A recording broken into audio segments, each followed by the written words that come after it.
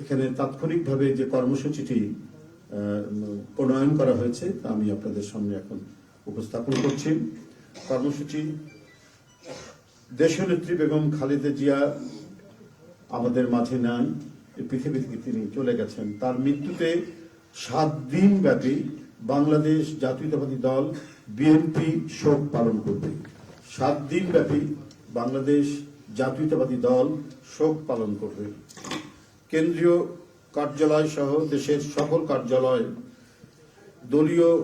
সকল দলীয় কার্যালয়ে 7 দিন ব্যাপী কালো পতাকা উত্তোলন করা হবে। 7 দিন ব্যাপী কালো পতাকা উত্তোলন করা হবে। দলের সকল স্তরের নেতাকর্মীরা এই 7 দিন ব্যাপী কালো ব্যাজ ধারণ করবেন। 7 দিন ব্যাপী কালো ব্যাজ ধারণ করবেন। প্রতিটি দলীয় কার্যালয় দেশনেত্রীর জন্য 7 দিন ব্যাপী কোরআন খতম ও দোয়া অনুষ্ঠিত হবে। কোরআন খতম ও দোয়া মাহফিল অনুষ্ঠিত হবে।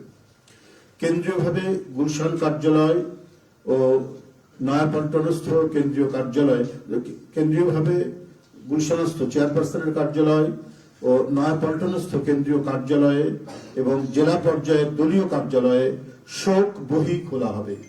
যারা গণ্যমান্য ব্যক্তি আছেন সেই শহরের এবং আরো যারা মনে করেন বিভিন্ন রাজনৈতিক দলের নেতৃবৃন্দ, সেই শোক বহিতে তারা মন্তব্য করবেন এবং স্বাক্ষর করবেন।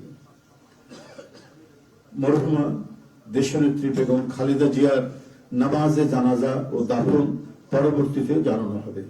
মরহুমা দেশনেত্রী বেগম খালেদা জিয়ার নামাজে জানাজা ও দাফন পরবর্তীতে জানানো হবে। এই ছিল কর্মসূচি। ধন্যবাদ আপনাদের।